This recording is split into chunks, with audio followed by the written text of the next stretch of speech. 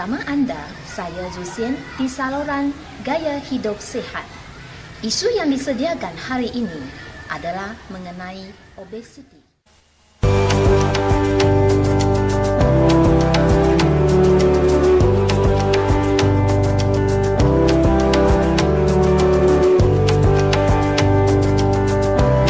Secara amnya, obesiti merupakan pengumpulan lemak berlebihan yang menimbul di dalam badan seseorang. Obesiti kini dianggap sebagai satu penyakit dan terjadi apabila tisu-tisu lemak menjadi keterlaluan. Lebih teruk lagi, obesiti boleh mengganggu dan mencederakan organ-organ badan dan seterusnya akan menyebabkan masalah kesihatan yang serius. Selain daripada menghadkan kegiatan fizikal dan sosial, jangka hayat penghidapnya juga semakin pendek. Siapakah yang tergolong dalam obesiti? Orang dewasa, remaja, kanak-kanak. Obesiti tidak mengira bangsa, jantina maupun umur seseorang. Antara ciri-ciri masalah obesiti pada seseorang adalah berat badan sekurang-kurangnya 2 kali ganda lebih berat berbanding ukuran ideal. Indeks jisim badan melebihi 45 atau 35. Mengalami beberapa penyakit seperti tekanan darah tinggi atau diabetes dan gagal mengekalkan berat badan yang sihat dalam jangka panjang sekalipun mengikut diet yang disarankan oleh pakar-pakar permakanan. Terdapat berbagai punca yang menyebabkan seseorang mengalami masalah obesiti. Seseorang itu lebih berkiblatkan nafsu semasa makan merupakan punca utama. Tentu ramai bersetuju bahawa orang Malaysia suka makan mengikut selera. Semua makanan yang sedap akan diambil tanpa memikirkan kesan pada kesihatan. Malah, ramai juga yang berpegang pada falsafah hidup hanya sekali dan makanlah selagi ada selera. Keadaan bertambah serius dengan budaya atau gaya suka makan pada waktu malam.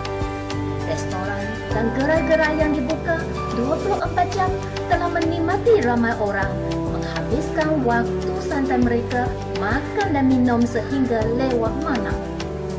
Namun, kadar metabolisme kita rendah pada waktu malam dan lemak lebih mudah berkumpul. Punca kedua, kurang menggunakan tenaga. Tidak dapat dinafikan, pekerjaan yang dilakukan hari-hari akan mempengaruhi gaya hidup seseorang. Kurang melakukan aktiviti fizikal akan menyebabkan proses pembakaran kalori terganggu. Umumnya, kandungan kalori yang berlebihan akan menyebabkan tubuh menjadi berisi dan gemuk. Jika anda selalu tidur dan kurang bersenam, ianya akan mempengaruhi keadaan fizikal tubuh badan anda. Di dalam keadaan yang serba selesa pada masa kini, contohnya menonton televisyen, bermain game, menggunakan komputer, telefon bimbit dan sebagainya sepanjang masa juga boleh menyebabkan obesiti. Selain daripada kesihatan fizikal, obesiti turut memberi kesan kepada psikologi dan kesihatan mental. Seseorang yang besar badannya akan diejek.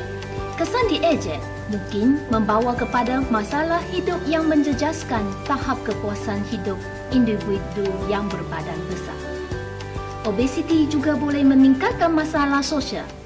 Hasil dari kajian terbaru yang secara asasnya mendapati orang dewasa yang mengalami obesiti kurang aktif dalam seks dan masalah ereksi bagi lelaki. Manakala bagi wanita pula akan terdedah kepada lingkungan kandungan tidak terancam. Oleh sebab itu, taburan penduduk di Malaysia akan terjejas.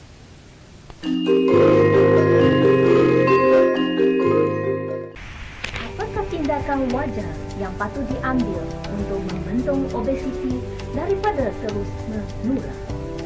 Makan makanan yang tinggi kandungan kalori seperti makanan yang banyak lemak dan gula seperti kek coklat, mentega, lemak, haiwan dan sebagainya. Sebaliknya, banyakkan makan sayur-sayuran dan buah-buahan.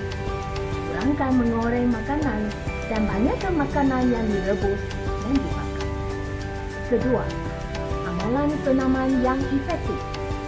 Senaman perlu dilakukan secara berterusan setiap hari dalam tempoh 20 hingga 30 minit sahaja, bergantung kepada aktiviti yang dilakukan.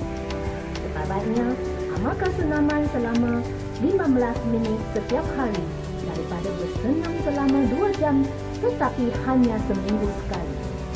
Senaman ini merangkumi jogging, berbasikal, terapi, bersukan, berenang dan sebagainya.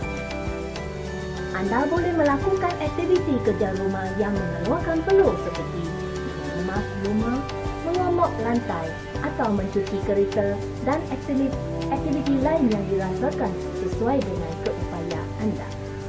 Sebagai kesimpulan, obesiti bukanlah satu masalah yang boleh dianggap ringan.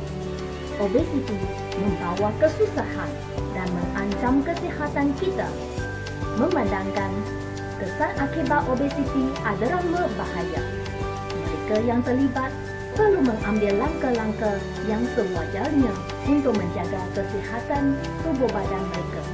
Kerana kesihatan diri adalah tanggungjawab diri masing-masing.